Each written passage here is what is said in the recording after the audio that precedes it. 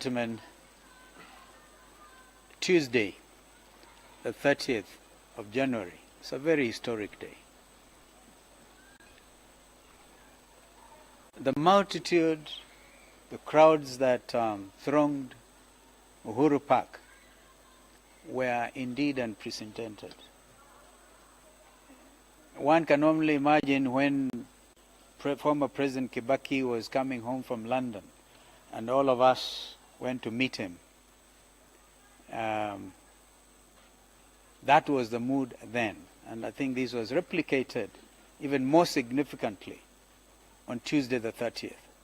So if one wants to know about the mood of the Kenyan people, it was very ably displayed and very peaceful, the most peaceful gathering of Kenyans wanting to make a political point.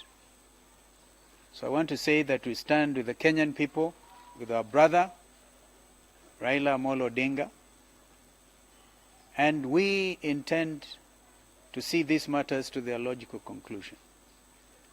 A decision was taken on the day we went to Machakos for the People's Assembly, when our brother confided in us, and I think it's good to be very transparent.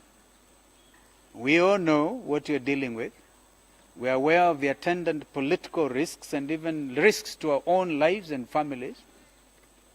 And our brother Raila Odinga offered to say, you are my deputy, but I want to start this thing. Therefore, I will swear in before you. That was the tactical aspect, because Brother Musali had not joined us at that time. He was on the way coming, and Brother Weta was with me.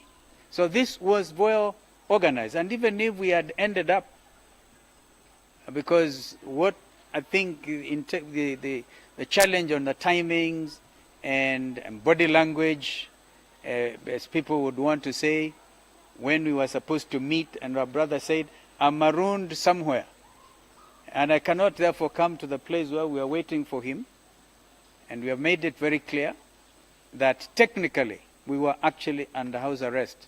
How would you describe a situation where, as you are leaving your house, the GSU Land Rovers and lorries are ferrying away the only security you have? And a day after, you actually attacked, because on that particular day, our main aim was to get together. And I want to tell Kenyans that even if we had ended up together in Uhuru Park, which was not made possible, the Honorable Raila Odinga would have taken the oath alone, minus his deputy. And the question is, when is this going to happen? And I want to tell you that we are working on the details going forward, of course observing the situation and moving forward. But I want to reiterate what my brothers have said here, that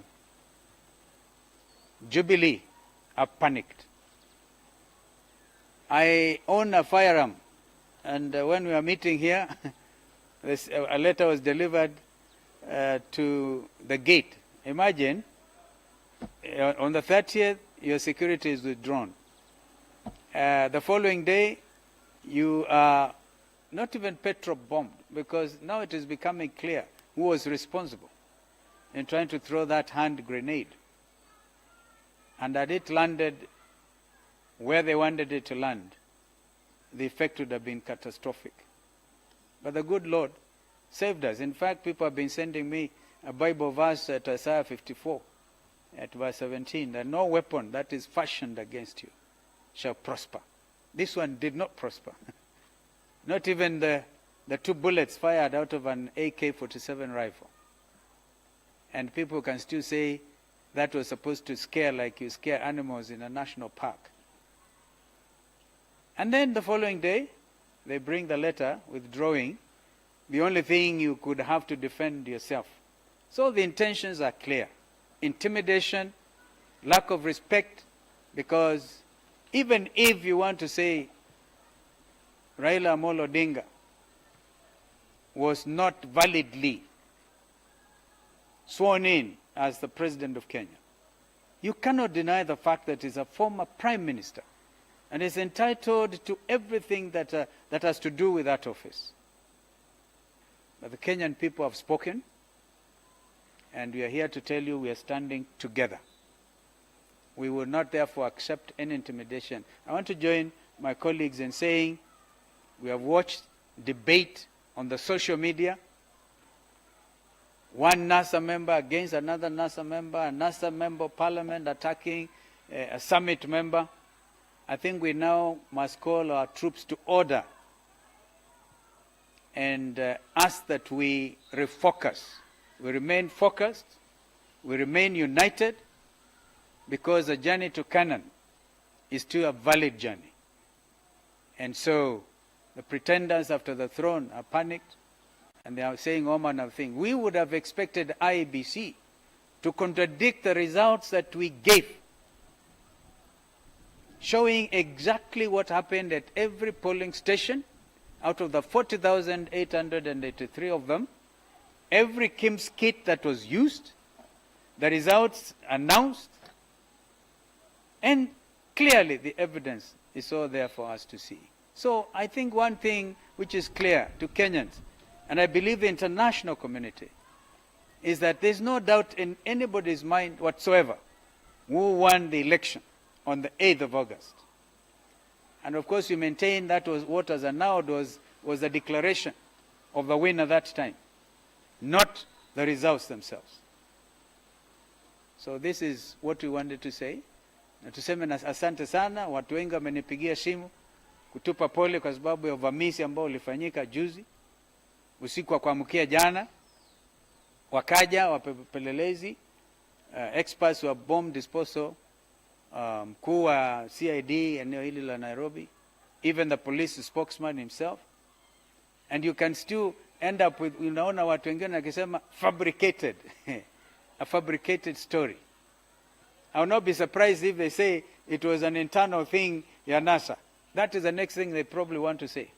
And they send on 411 information to the effect that yeah, we have got some suspects.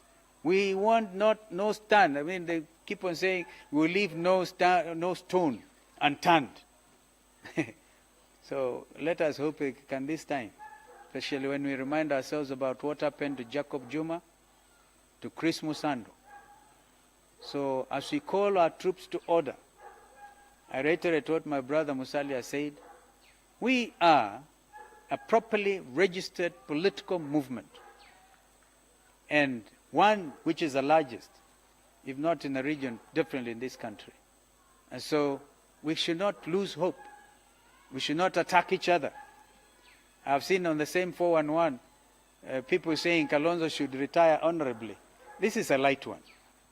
How do you expect me to retire from politics so soon when we are just about to arrive? So it is clear. The best of NASA is yet to happen. My brother Raila Odinga, Karibu, declared our president. And again, if you want to, and I want to know, I know that there's nobody who can arrest Raila Amolo Odinga. So stop harassing TJ Kajwang. In fact, watching that, although we didn't catch up with your brother, I'd probably be right in assuming he actually saw himself to office. Because we are aware of some of these tactics. If you want to charge Kajwang for properly being galeded as an advocate of the High Court, you can go ahead and do so. So he's not supposed to wear his garments. But if you say you want to charge him